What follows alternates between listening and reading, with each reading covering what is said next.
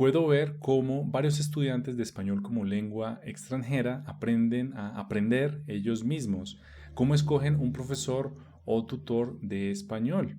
Entonces quiero hablar un poco más de este tema y quiero hablar sobre qué es mejor, tener un profesor o varios profesores para aprender este bonito idioma. Puedo hablar desde mi punto de vista aprendiendo inglés y es que es fascinante cuando escuchas un acento y te das cuenta que existen muchos otros dependiendo del país. Recuerdo que tuve a alguien que me ayudaba con mi inglés, con la pronunciación, con la gramática, y esta persona era de Inglaterra. Era una persona muy amable, muy gentil, muy paciente, con la que aprendí un montón. Sin embargo, después de un tiempo me di cuenta que yo realmente no estaba interesado en ese acento, en el acento inglés. Y aunque es un acento muy bonito, como muy elegante, no era algo que yo realmente quería aprender. Entonces, desafortunadamente, después de un tiempo, lo olvidé.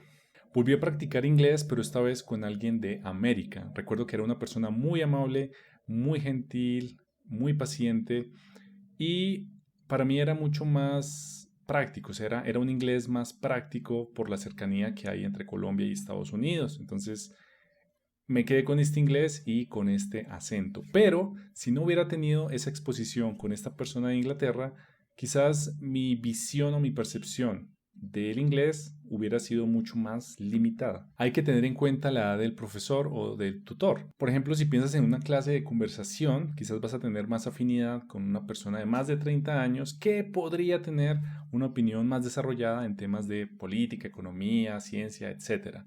Sin embargo, si piensas en una persona de menos de 30 años, también puedes adquirir o puedes ver otros puntos de vista.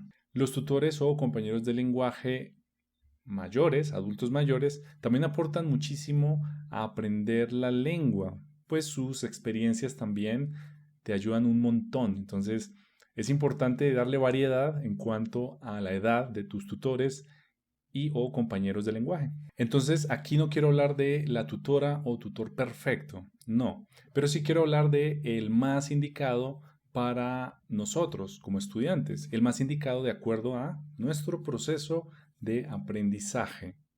Y es interesante porque el paradigma cambió. Hace unos años el estudiante debía adaptarse al profesor, pero ahora no. Como estudiante de idiomas, no imagino tener una clase con quien no compartes algo, con quien no tienes cosas en común.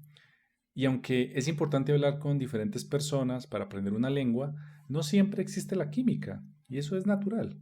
He dado muchas clases de español en línea y he tenido varios estudiantes a lo largo de los últimos años, y me puedo dar cuenta que los estudiantes que más aprenden son aquellos que no tienen miedo a experimentar diferentes métodos.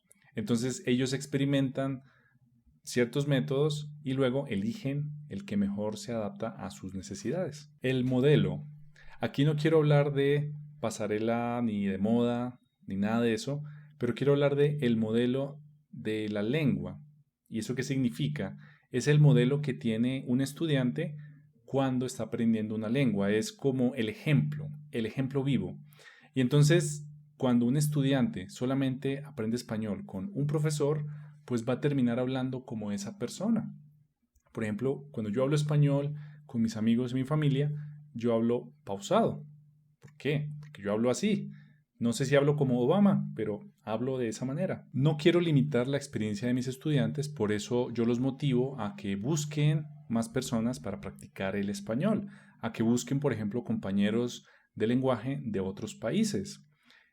Allá afuera hay un universo de aplicaciones con las que se puede encontrar personas fascinantes que realmente quieren aprender la lengua, aunque a veces pueden ser similares a Tinder y eso, pero te puedo asegurar que existen.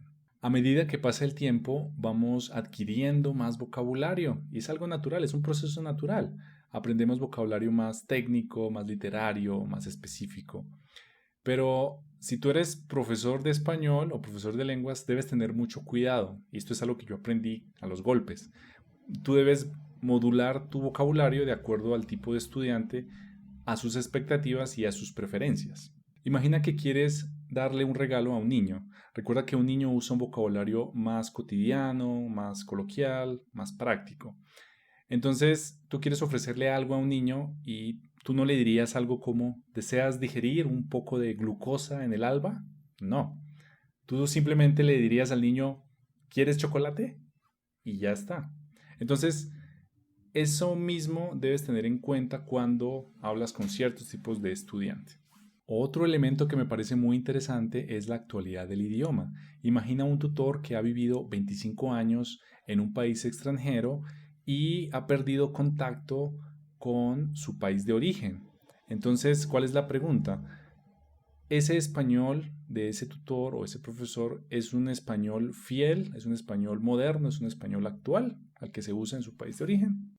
Durante 25 años muchas cosas pueden cambiar y recuerda que los idiomas siempre están evolucionando. Un estudiante que ya tenga buenas bases del español debería experimentar diferentes acentos. Esto le va a permitir tener un conocimiento mucho más amplio de la lengua. Finalmente, si eres estudiante, ¿cómo ha sido tu experiencia con diferentes tutores o compañeros de lenguaje? Y si eres profesor, ¿cómo hablas español? ¿Cómo hablas español con tus amigos? ¿Cómo hablas español cuando no estás en una clase? Sería una pregunta muy interesante. Sería un ejercicio de introspección. Muchas gracias por ver este video. Si te gustó, por favor, dale un me gusta. Me ayuda a expandir esto que quiero enseñar. Hasta la próxima.